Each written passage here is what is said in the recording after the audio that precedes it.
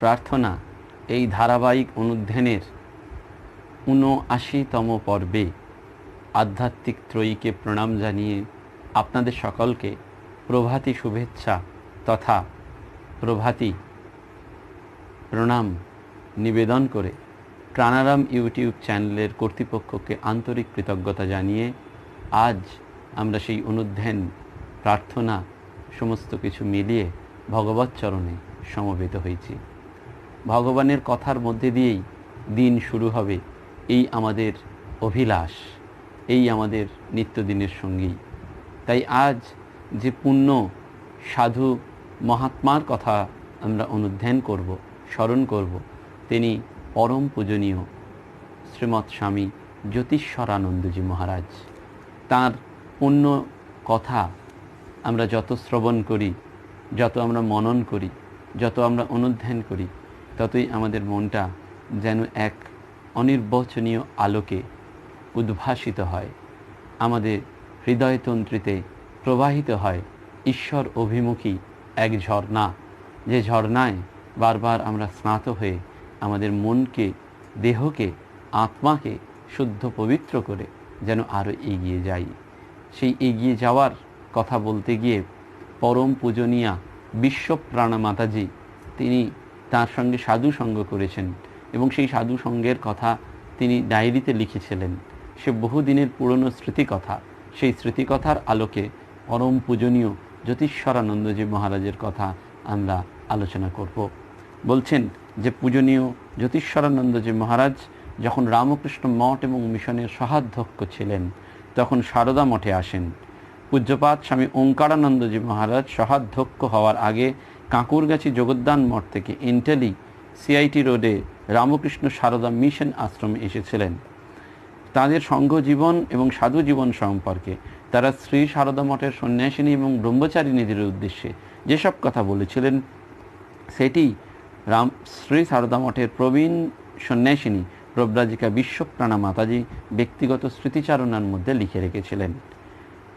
বলছেন পূজ্যপাদ স্বামী জ্যোতিষ্বরানন্দজি মহারাজ বলতেন, সাধু জীবন যাপন করতে গেলে শারীরিক এবং মানসিক উভয় প্রকার সুস্থতারই প্রয়োজন। শরীর অসুস্থ থাকলে দেহ বুদ্ধি বেশি করে আসে। অবশ্য শরীরের অসুস্থতা অনেক সময় মনের দুশ্চিন্তা থেকেও হয়। মনকে যদি কাম অ্যান্ড কোয়াইট থাকে তাহলে শরীরও ভালো থাকে। ভালো ধ্যান হলে শরীর ভালো হয়ে যায়। ভগবানকে ঠিক ঠিক ডাকা হচ্ছে কিনা তার একটা টেস্ট হলো দিনে দিনে সাধকের মনে উদারতা এবং প্রসারতা। অর্থাৎ শরীর যদি বলছে তন থির তো মন থির, বলছে আমাদের শরীরটা যদি স্থির থাকে তাহলে আমাদের মনটাও শান্ত হয়ে যায়, নইলে আমাদের দেহবোধ এসে যায়। আর আধ্যাত্মিকতার অর্থই হলো এই দেহবোধের পারে যাওয়া। আমরা কি করে এই দেহবোধের পারে যাই? যত আমরা মনটিকে শান্ত করতে পারি, যত আমরা মনটিকে ধীর স্থির করতে পারি। আসলে এই মনের ট্রেনিংয়ের জন্যই এত কিছু। আমরা প্রতিদিন বারবার এই যে প্রার্থনা, বারবার এই যে সাধ্যায়, বারবার এই যে সৎ কথা, বারবার এই যে মহাপুরুষদের জীবনের বাণী স্মরণ মনন করছি, তার উদ্দেশ্য কিন্তু ওই একটি, আমাদের এই যে মত্তকারী যে মন, একেবারে দিক বিদিক ছুটে চলছে যে মন, সেই মনটাকে একটু কোথাও শান্ত সমাহিত, একটু সংযত করা। সেইটি উনি বললেন সুন্দর করে যে এই মনটিকে শান্ত করার মানেই হচ্ছে আমরা যেন মনটিকে প্রসার করতে পারি, আধ্যাত্মিক জীবনে এগোনো, মনের প্রসারতা এবং বললেন মনের উদারতা। বলছেন ভগবানকে মানুষ বুদ্ধি করে ধ্যান করলে ঠিক ঠিক ধ্যান হলো না, তার স্বরূপের ধ্যান করতে হবে। তবে কথা হলো যে আমরা দেহধারী জীব, সেই অনন্তের ধ্যান আমাদের পক্ষে সম্ভব নয়। সেই জন্যেই আমরা শান্তর ধ্যান করব এবং প্রার্থনা করব তিনি যেন আমাদেরকে তাঁর স্বরূপটা বুঝিয়ে দেন। ভগবানের স্বরূপটি কি? ওই যে ঠাকুর বললেন আমি কে আর তুমি কি, এইটুকু বুঝলেই হলো। ওই যে চিরকালীন সম্পর্ক, সেই সম্পর্কটি বোঝানোর জন্য পূজনীয় মহারাজ এটি বললেন। যে আমরা যেন ভগবানের কাছে প্রার্থনা করব সেই শান্তর ধ্যান, অর্থাৎ সেই সৎকথায় প্রার্থনার প্রথমটি আমাদের ভগবানের কাছে কি করতে হবে যেন মহারাজ বলে দিচ্ছেন যে তার স্বরূপটা বুঝিয়ে দাও। তার স্বরূপ যখন বুঝতে পারবো, যেন দিনের মতন ঝকঝকে পরিষ্কার। যখন আমরা কখনো কখনো কোনো মানুষকে দেখি, তখন বিভিন্ন রূপে তিনি নানান রকম অভিনয় করেন, নানান রকম কথা বলেন, আমরা তার স্বরূপটা বুঝতে পারি না। এই স্বরূপ, নিজের রূপটি বোঝানোর জন্যে, কেন তিনি যদি না বোঝান তাহলে আমাদের সাধ্য নেই তাকে বুঝতে পারার। পূজনীয় মহারাজ 1910 সালে স্বামী ব্রহ্মানন্দের পূর্ণ দর্শন লাভ করেন। উৎসবের পর স্বামী ব্রহ্মানন্দ মহারাজ যাত্রা করেন পুরীর অভিমুখে। সেই যুবক অর্থাৎ পূজনীয় শ্রীমৎ স্বামী জ্যোতিষ্বরানন্দজি মহারাজ তখন থেকেই তাঁর এক ধর্মপ্রাণ সহপাঠীর সঙ্গে মঠে যাতায়াত শুরু করেন। উক্ত সহপাঠীও কালে রামকৃষ্ণ সংঘের বিশিষ্ট সাধু হয়েছিলেন। স্বামী প্রেমানন্দ, স্বামী সেবানন্দ প্রমুখ শ্রীরামকৃষ্ণ পার্ষদগণ এই তরুণদের আপন করে নেন স্নেহ যত্নে। ওই বছরের শেষের দিকে স্বামী ব্রহ্মানন্দ কলকাতায় এলে স্বামী শিবানন্দ এই যুবককে তাঁর কাছে এনে পরিচয় করিয়ে দেন। সেই সাক্ষাতে স্মৃতিচারণ করে ওই যুবক পরবর্তীকালে লিখেছিলেন, শ্রী শ্রী মহারাজের সঙ্গে আমার এক অপূর্ব যোগ আছে বোধ করতাম। তাঁর প্রতি ভক্তি ভালোবাসায় বিহ্বল হয়ে যেতাম। অন্য মহারাজদের বেলায় কিন্তু এমন হতো না। এই পূজনীয় মহারাজ তার কথাটি বললেন এবং সেখানেই সুন্দর করে বলছেন, অপর একদিন কলকাতায় এক ভক্ত গৃহে পূজনীয় মহারাজের শুভাগমন হলে এই যুবক অর্থাৎ জ্যোতিষ্বরানন্দজি মহারাজ তাকে দর্শন এবং সেবা করার সৌভাগ্য লাভ করেন। এই যুবকটি একটি বড় হাত পাখা নিয়ে পূজনীয় মহারাজকে বাতাস করছিলেন, অর্থাৎ রাজা মহারাজকে বাতাস করেছেন। হঠাৎ রাজা মহারাজ তাকে বললেন, দেখো, শরীর মন সংসারকে দিলে সংসার সব নষ্ট করে দেয়, ভগবানকে দিলে তিনি সব স্বাস্থ্য, চেহারা, মন সব ভালো অবস্থায় রেখে দেন। দেখবেন আমরা সাধকদের ক্ষেত্রে দেখি যে তাদের শরীর থেকে একটা জ্যোতি যেন বেরোয়, একটা হ্যালো। কেন? তাদের ওই শরীরটা ভগবানের জন্য দিয়েছেন, তাদের ওই মনটি ভগবানের জন্য দিয়েছেন। বলছেন তুমি সংসারকে যা দেবে, শরীর, মন, স্বাস্থ্য, সংসার সব নষ্ট করে দেবে, তছনছ করে দেবে। কিন্তু তুমি যদি ভগবানকে দাও তাহলে সেইটি কি হবে না, ভগবান সব ভালো অবস্থায় রেখে দেন। তখন যুবকটি সাধু হওয়ার ইচ্ছা প্রকাশ করেন এবং মহারাজের প্রেরণা এবং আশীর্বাদ নিয়ে তিনি পরবর্তীকালের সহোধ্যক্ষ হয়েছিলেন স্বামী জ্যোতিষ্বরানন্দজি মহারাজ। তার পূর্ব নাম ছিল সুরেশচন্দ্র ভট্টাচার্য। তার পিতা ঈশানচন্দ্র ছিলেন একটি সরকারি বিদ্যালয়ের শিক্ষক এবং ধর্মনিষ্ঠ ব্রাহ্মণ। মাতা বিধুমুখী দেবী ছিলেন কোমল স্বভাবা এবং ভক্তিমতী। 1889 খ্রিস্টাব্দের 16 জানুয়ারি বুধবার পূর্ববঙ্গের পাবনা জেলার নন্দনপুর গ্রামে মাতুলালয়ে সুরেশচন্দ্র জন্মগ্রহণ করেন। 1911 খ্রিস্টাব্দে তিনি ব্রহ্মানন্দ মহারাজের কাছে মন্ত্র দীক্ষা লাভ করেন। সেই সময় মহারাজ তাকে স্বামী সর্বানন্দের সঙ্গে মাদ্রাজে যেতে বলেন এবং যাত্রার পূর্বে উপদেশ প্রার্থনা করলে মহারাজ গম্ভীরভাবে বলেছিলেন, স্ট্রাগল স্ট্রাগল স্ট্রাগল। সুরেনের জীবনে বা সুরেশের জীবনে এই কথাই যেন মূল মন্ত্র হয়ে গেল, অর্থাৎ স্ট্রাগল স্ট্রাগল স্ট্রাগল, সংগ্রাম। স্বামীজি বারবার বললেন, পূজা তার সংগ্রাম অপার। প্রথম জীবনের কথা স্মরণ করে পূজনীয় স্বামী জ্যোতিষ্বরানন্দজি লিখছেন, ব্রহ্মচারী অবস্থায় অহংকার হবে মনে করে আমি প্রবন্ধ আদি লিখতাম না, বক্তৃতাও দিতাম না, বাইরের লোকের সঙ্গে ধর্ম প্রসঙ্গও বিশেষ করতাম না। ত্রিবাঙ্কুর হরিপাদ আশ্রমে একদিন আমাকে জোর করে মহারাজ বললেন, আমাদের কাছে যা সব শুনছিস ও শিখছিস তাই বলবি। মাদ্রাজে একদিন বললেন, পড়াশোনা করবার এমন অভ্যাস করবি যাতে কোনো দিন পড়াশোনা না করলে মন খারাপ হবে। মন উচ্চ অবস্থায় না থাকলে অন্তত পড়াশোনা নিয়ে থাকবি, তাতে নিচে নামবে না।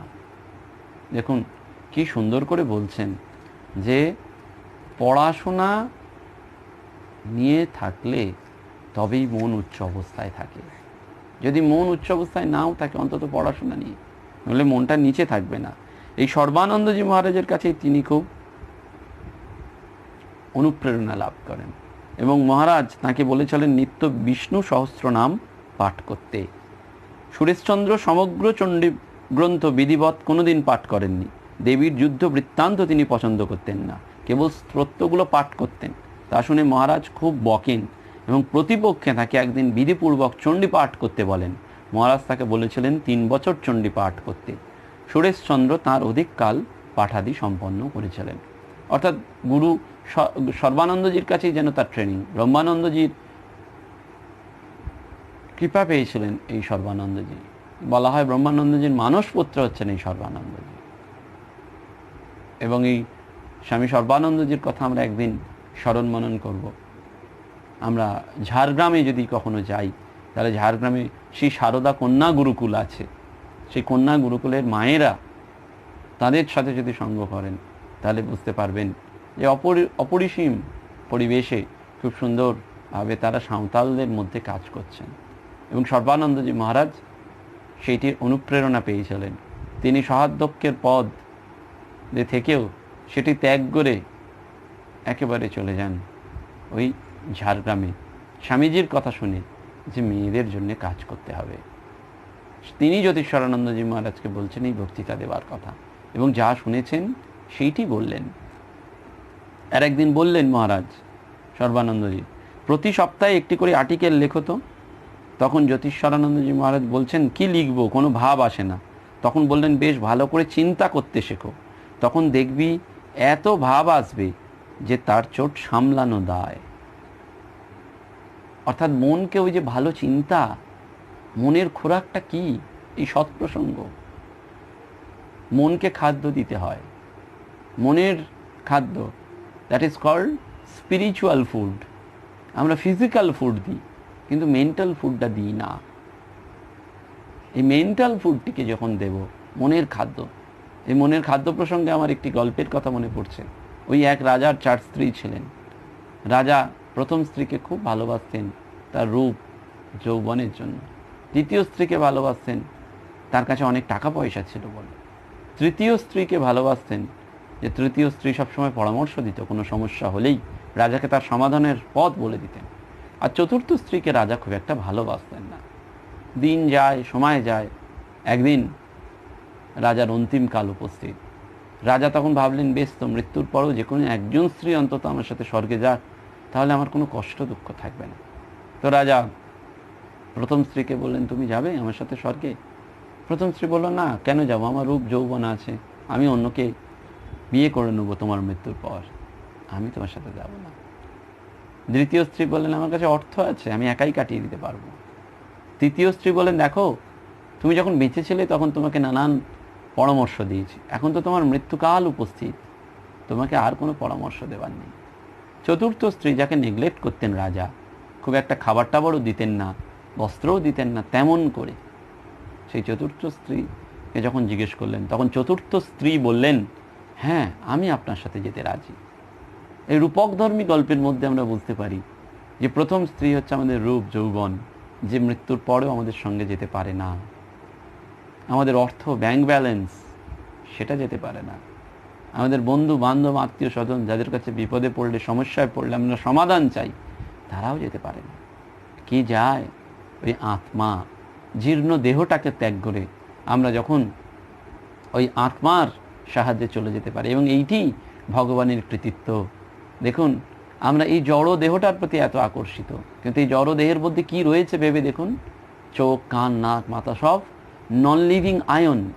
বেসিক্যালি কি আছে? আমাদের হার্ট, আমাদের ফুসফুস, আমাদের চোখ, কান, সব ওই হাইড্রক্সিল অ্যামাইনো অ্যাসিড গ্রুপের আয়ন।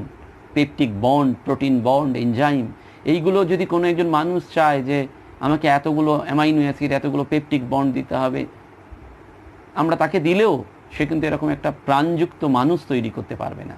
অর্থাৎ নন লিভিং থেকে লিভিং, এই ট্রান্সফরমেশনটা করতে পারার একজনই কারিগর, তিনি হচ্ছেন ভগবান। একজন ডাক্তারবাবু আমাকে এটি বলেছিলেন, তিনি আমাকে এটি সুন্দর করে ব্যাখ্যা করে বলেছিলেন, দ্যাট ইজ কল্ড ট্রান্সফরমেশন। সুতরাং ওই বিজ্ঞানের পরিভাষায় যাকে আমরা সায়েন্স বলি, সত্য বলি, আমাদের আধ্যাত্মিক পরিভাষায় সেইটি ব্রহ্ম, সেইটি ভগবান, কোথাও যেন মিলেমিশে একাকার। এই একই সত্যকে অনুভবের জন্যে ওই রাজা বুঝতে পারলেন, যাকে তিনি সারা জীবন নেগলেক্ট করলেন, ওই চতুর্থ স্ত্রী, সেই চতুর্থ স্ত্রী হচ্ছে আত্মা। সে আমাদের এই দেহকে ত্যাগ করে নতুন দেহকে অবলম্বন করে রূপান্তরিত হয়। সেজন্যে এই মনকে তথা আত্মা নিত্য শুদ্ধ মুক্ত বুদ্ধ, কিন্তু তার উপরে যে নাম রূপ উপাধি চৈতন্য যুক্ত রয়েছে তাকে সরিয়ে ফেলতে হয় এবং মনকেও সৎপ্রসঙ্গ দিতে হয়। সৎপ্রসঙ্গের কার্যকারিতাটা কোথায়? এই মন। সেই মনটারে তুই বাঁধ। আমরা এই মনটাকে বাঁধতে চাই এবং বাঁধতে গিয়েই আমরা যখন খুঁজে বেড়াই তখন ওই গান আসে, মনের মানুষ পেলাম না রে ভাই। কারণ মনের মানুষ তুই একজন, তার কাছেই মন দেওয়া নেওয়া করা যায়, যিনি ভগবান, যিনি ঈশ্বর, যিনি আমাদের পরম করুণাময়, পরম দয়াঘন, কৃপাঘন মূর্ত বিগ্রহ। সেই জন্যে মনটা তাকে দেওয়ার কথা বলছেন এবং মনে ভালো চিন্তার কথা বলছেন। মনটিকে যদি পড়াশোনা করে এই সৎপ্রসঙ্গের মাধ্যমে উচ্চ চিন্তায় ভাবিত করা যায় তাহলেই অনেক ভাব আসে এবং লেখাও সুন্দর হয়, সেটি পূজনীয় মহারাজ বললেন। এবং সেই জন্যে সদ্গুরু যে কেবল শিষ্যের আধ্যাত্মিক জীবন গঠন করেন তা নয়, তার সার্বিক উন্নতিরও পথ নির্দেশ করে থাকেন। এবং 1917 সালে পূজ্যপাদ মহারাজ মাদ্রাজে অবস্থানকালে সুরেশচন্দ্রকে সন্ন্যাস দান করেন। এই প্রসঙ্গে জ্যোতিষ্বরানন্দজি মহারাজ বলছেন, সন্ন্যাসের দিন শ্রী মহারাজ এক অপূর্ব আধ্যাত্মিকভাবে ভাইব্রেট করছেন অনুভব করলাম। হোম হওয়ার পর যখন তাকে প্রণাম করলাম, তিনি মাথায় হাত রেখে আমার মধ্যে একটা বিরাট সত্তার বোধ এনে দিলেন। লক্ষ্য করে বললেন, তোরা সাধন কি করবি? দ্বারে দ্বারে গিয়ে ভগবানের নাম শোনা, এইটি মহাসাধন। বারবার এইটি রাজা মহারাজ বললেন যে সাধন করার কিছু নেই, দ্বারে দ্বারে গিয়ে ভগবানের নাম শোনাও, এইটি মহাসাধন। এই যে ঘরে ঘরে গিয়ে ভগবানের নাম করা, আমরা যখন এই যদি প্রতিজ্ঞা করি একজনও আর একজনকে এই সৎকথা শেয়ার করব, তার মাধ্যমে কি হলো? আমি দায়িত্ব নিলাম একজনের দ্বারে অন্ত ভগবানের নামটা পৌঁছে দিলাম। এই যে ভগবানের নামটা যখন পৌঁছে দিচ্ছি, এটি আমার নাম নয়, এটি মনে রাখতে হবে। ব্যক্তিগত এই অরিজিৎ সরকার রূপধারী নামধারী ব্যক্তির নামের জন্য নয়, ওই ভগবানের নামের জন্য। ঈশ্বরের কথা হচ্ছে সেই ঈশ্বরীয় প্রসঙ্গ। সেই ঈশ্বরীয় প্রসঙ্গটি ভগবানের কথা যদি আমরা পৌঁছে দিতে পারি দ্বারে দ্বারে, এবং সেই জন্য আমাদের ভক্তদের এটি দায়িত্ব যে আমি অন্তত একজনকে সারাদিনে পৌঁছে দেবো, সে আবার নেবে আর একজন, একটা যেন চেইন ওয়াইজ রিলেশন। আমাদের কম্পিউটার টেকনোলজির পরিভাষায় বলে হাইপার লিঙ্ক, যেন একটা লিঙ্ক, যোগসূত্র। এবং এই যোগসূত্রটা করতে করতে আমরা যখন দেখব বিশ্ব মনের মধ্যে আমরা ছড়িয়ে পড়েছি, বিশ্বজনের মধ্যে ছড়িয়ে পড়েছি, তখন আমরাই হয়তো কোথাও কোথাও অজান্তেই ওই সাধনার একটি স্তরে পৌঁছে যাব। পূজনীয় জ্যোতিষ্বরানন্দজি মহারাজ কাশীতে 1921 সালে পূজনীয় রাজা মহারাজকে শেষবার দর্শন করেন এবং একদিন যাত্রার পূর্বে মহারাজ তাকে জিজ্ঞেস করলেন, সাধন ভজন কেমন চলছে? তিনি বললেন, অনেক কাজ করতে হয় বলে বিশেষ সময় পান না। তখন মহারাজ বলেছিলেন, কাজের জন্য সময় পাওয়া যায় না এমন মনে করা ভুল, মনের চঞ্চলতার জন্যই ওই রকম মনে হয়। আবার বললেন, ওয়ার্ক অ্যান্ড ওয়ার্কশিপ একসঙ্গে করে মনকে তৈরি করতে হয়। 1926 থেকে 1933 পর্যন্ত পূজনীয় স্বামী জ্যোতিষ্বরানন্দজি মহারাজ মাদ্রাজ মঠ পরিচালনা করেন। 1928 তিনি রামকৃষ্ণ মঠের অন্যতম ট্রাস্টি এবং রামকৃষ্ণ মিশনের পরিচালনা সভার সদস্য নির্বাচিত হন এবং তারপর 1951 খ্রিস্টাব্দে ব্যাঙ্গালোর আশ্রমের অধ্যক্ষ নিযুক্ত হন। 1962 খ্রিস্টাব্দে তিনি সংঘাধ্যক্ষ সহসংঘাধ্যক্ষ হন রামকৃষ্ণ মঠ এবং মিশনের। 77 বছর বয়সে 1966 খ্রিস্টাব্দে 27 জানুয়ারি তিনি নশ্বর দেহ ত্যাগ করেন। তার রচিত গ্রন্থের মধ্যে ছিল adventures in religious life, universal prayers and divine life. অগণিত মানুষকে তিনি কৃপা করেছেন। কখনো মহারাজকে কেউ প্রশ্ন করেছেন, তখন মহারাজ তার উত্তরে বলেছেন সেই ভক্তকে যে তুমি যখন আকুলভাবে প্রার্থনা করো তখন কি অনুভব করো? সেই ভক্ত উত্তর দিয়েছেন, শুদ্ধ চিন্তা আসে। তখন মহারাজ বলেছিলেন, হ্যাঁ, একটা আধ্যাত্মিক জাগরণ হয়। মানুষের উচিত ধাপে ধাপে এগিয়ে ছাদে পৌঁছানো, বিরাট আকাশের নিচে দাঁড়িয়ে শুদ্ধ বাতাসে শ্বাস নেওয়া। কেউ কেউ দ্বিতীয় বা তৃতীয় স্তরে পৌঁছে থেমে যায়, তাদের ক্ষেত্রে আধ্যাত্মিক উন্নতি রুদ্ধ হয়ে যায়। উপরে ওঠার সময় খুব সতর্ক থাকতে হবে যাতে সে পড়ে না যায়। একদিন বলছেন মহারাজ খুব সুন্দর করে শিষ্যদের যে জালে জড়িয়ে পড়ো না, তাহলে শুধু আধ্যাত্মিক উন্নতিই রুদ্ধ হবে না, সাধক তার সুউচ্চ স্তর থেকে নেমে আসবে। তিনি বলেছিলেন যে স্বামী ব্রহ্মানন্দ মহারাজ গুপ্ত শক্তিগুলো ব্যবহার করতে বারণ করতেন। এই শক্তির সাহায্যে অপরের মনকে জানা যায়, কিন্তু নিজের মনের হদিশ পাওয়া যায় না। এবং বারবার পূজনীয় জ্যোতিষ্বরানন্দজি মহারাজ বলতেন যে সাধন করতে গেলে সুস্বাস্থ্যের প্রয়োজন। যদি আমাদের মাথা ধরে কিংবা পেটের গণ্ডগোল হয় কিংবা লিভার কাজ না করে, আমরা কি ধ্যান করতে পারবো? পারবো না। সেই জন্য তিনি বলতেন যে শরীরকে ভুলে যাও। তুমি যদি শরীরকে ভুলে যাও, শরীর কিন্তু তোমাকে ভুলবে না। সেই জন্যে আমাদের দৃষ্টিভঙ্গিটা, শরীরের প্রতি দৃষ্টিভঙ্গিটা পাল্টাতে হবে। শরীর কেবলমাত্র ইন্দ্রিয় সুখের জন্য নয়, শরীর ঈশ্বরের মন্দির, যেখানে আত্মা বিরাজ করে, দেহ দেবালয়, এই ধারণাটা তৈরি করার কথা মহারাজ বলতেন। এই দেহটা দেবালয়, সেই ধারণাটা তৈরি করার জন্য তিনি বারবার বলতেন। এবং বারবার তিনি বলছেন যে মহারাজের সাথে স্মৃতিচারণার কথা আমরা খুব সুন্দর করে পাই। প্রব্রাজিকা শারদা প্রাণা মাতাজি এই বইটি লিখেছেন স্বামী জ্যোতিষ্বরানন্দজির পুণ্যস্মৃতি গ্রন্থে।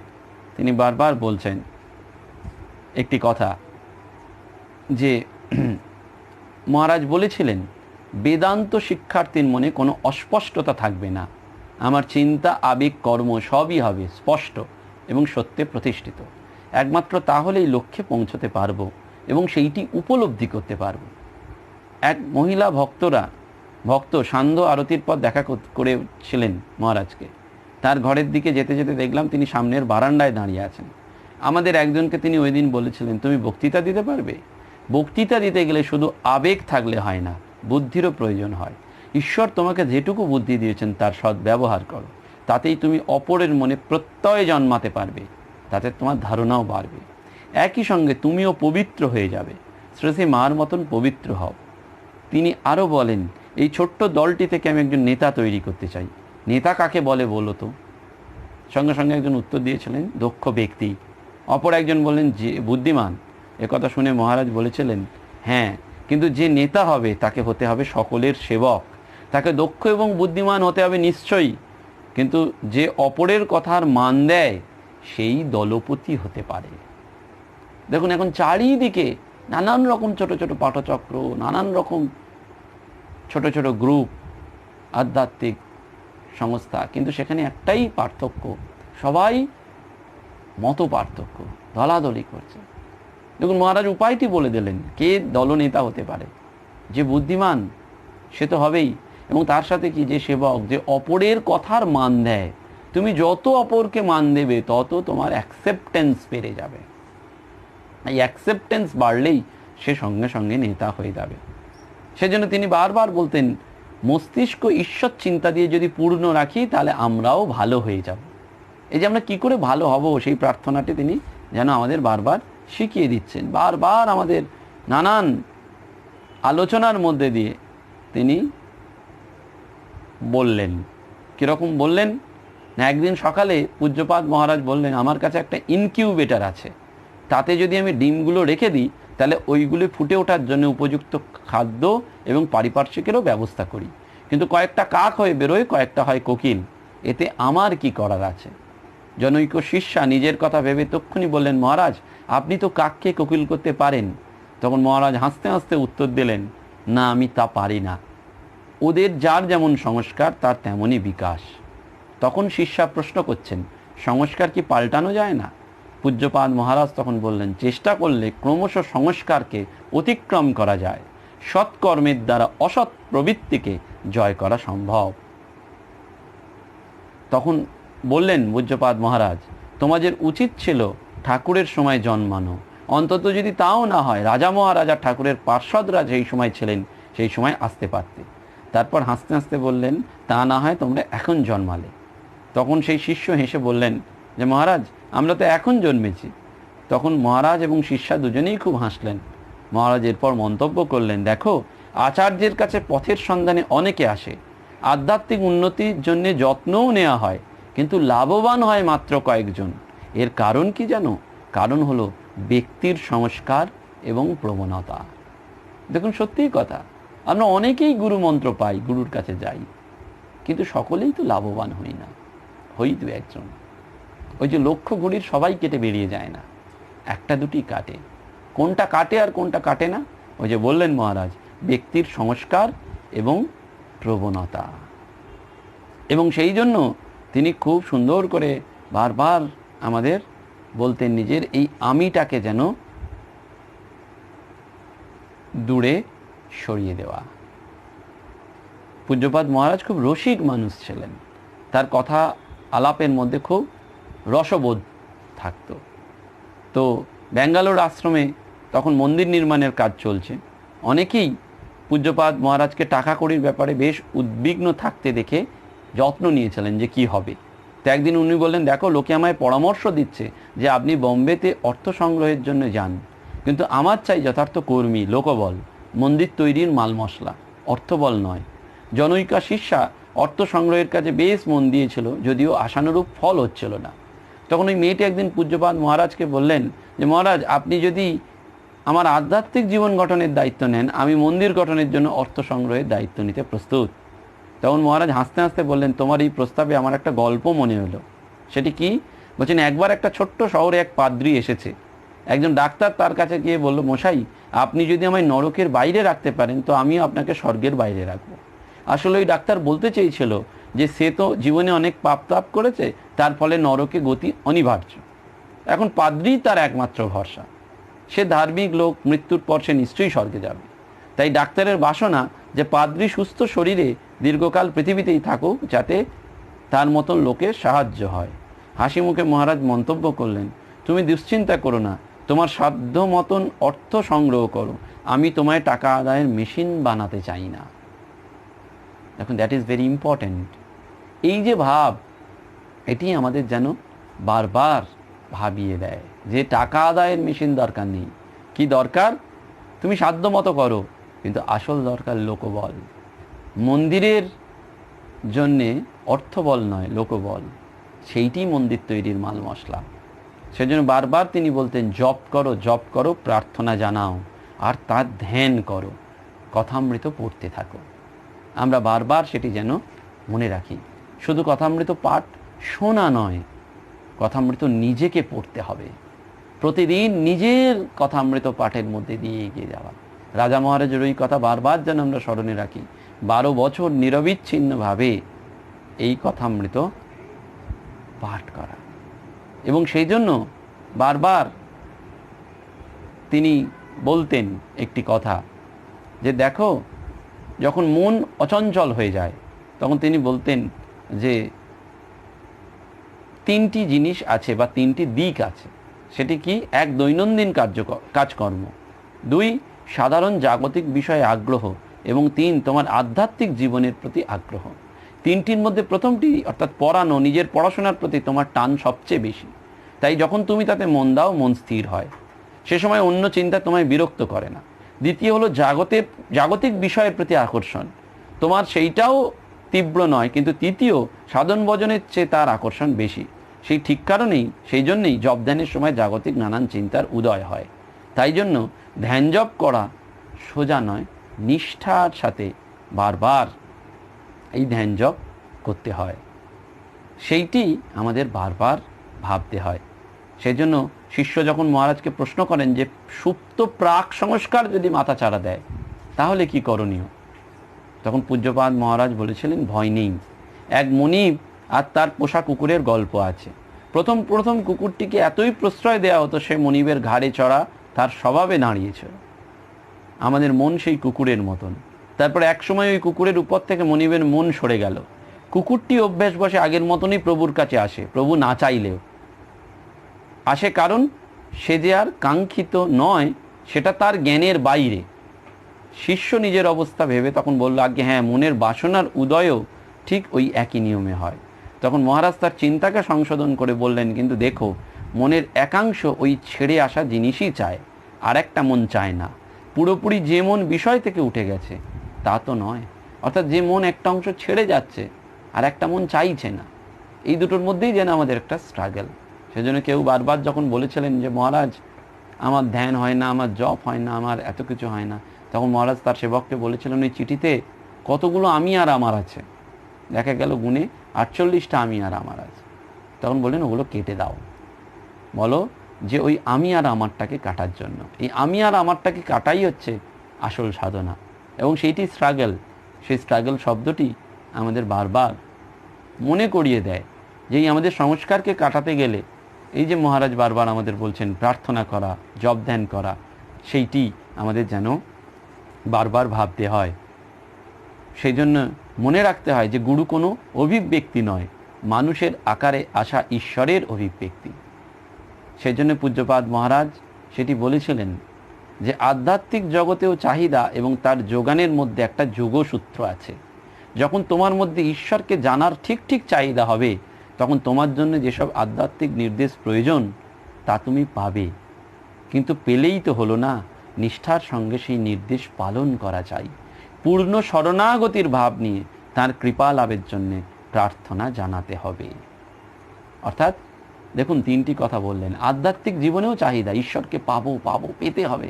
ওই যে ঠাকুর বলছেন মন আঁটুমাটু করবে, সেটি চাহিদা, ওই আধ্যাত্মিক জীবনের চাহিদা। যখন এই চাহিদাটা ঠিক ঠিক হবে তখন যোগান আসবে, এবং যখন যোগান মানে ঈশ্বরের নির্দেশ আসবে। যখন নির্দেশ আসবে সেই নির্দেশটা পেলেই হলো না, নিষ্ঠার সাথে সেটা পালন করতে হবে। অর্থাৎ প্রথম ব্যাকুলতা, ব্যাকুলতা এলে নির্দেশ পাবো, নির্দেশ পেলে নিষ্ঠার সাথে পালন করব, এবং সেই পালনটা কি পূর্ণ শরণাগতির ভাব নিয়ে তার কৃপা লাভের জন্য প্রার্থনা করতে হবে। অর্থাৎ পূর্ণ শরণাগতি, কৃপা এবং 6 নম্বর জিনিসটি হচ্ছে প্রার্থনা।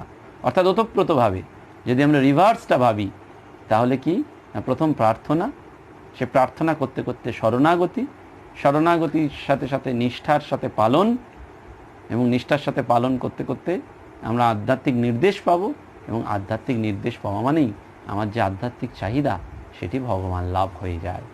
অর্থাৎ এই যে স্বস্বরূপকে জানা, ভগবানের কাছে তাঁর স্বরূপের প্রার্থনা, তখনই আমরা বুঝতে পারবো যে আমাদের সংস্কারকে অতিক্রম করে আমরা তাকে লাভ করার জন্য ধীরে ধীরে এগিয়ে যাচ্ছি। একটা মন হয়তো চাইবে না, আর একটা মন দিয়ে তাকে দূরে সরাতে হবে। ঠাকুরের কথায় ওই পায়ে দুটো কাঁটা ফুটলে যেমন একটা কাঁটা দিয়ে আর একটা কাঁটাকে তুলে ফেলে দিতে হয়, তারপর শেষে দুটো কাঁটাই ফেলে দিতে হয়, আমরা কোনো কাঁটাই রাখি না। সেই রকম আমাদের ওই মনকে সেই পাড়ে নিয়ে যাওয়া, এই পাড়ে নিয়ে যাওয়ার সাধনাটাই সাধন, এবং সেইটি যেন আমরা প্রতিদিনের দৈনন্দিন জীবন চর্চার মধ্যে আনতে পারি। তাহলেই আমাদের এই সৎকথায় প্রতিদিনের প্রার্থনা থেকে আমরা টেক হোম মেসেজের মতন, টেক হোম স্যালারির মতন কিছু নিয়ে ফিরতে পারবো, কিছু নিয়ে সারাটা দিন জাবর কেটে এগিয়ে যেতে পারবো। সকলকে প্রণাম জানিয়ে, পূজনীয় মহারাজের চরণে প্রণাম জানিয়ে আজকের এই সৎকথায় প্রতিদিনের প্রার্থনার অনুষ্ঠান এখানেই শেষ হলো। নমস্কার, ধন্যবাদ।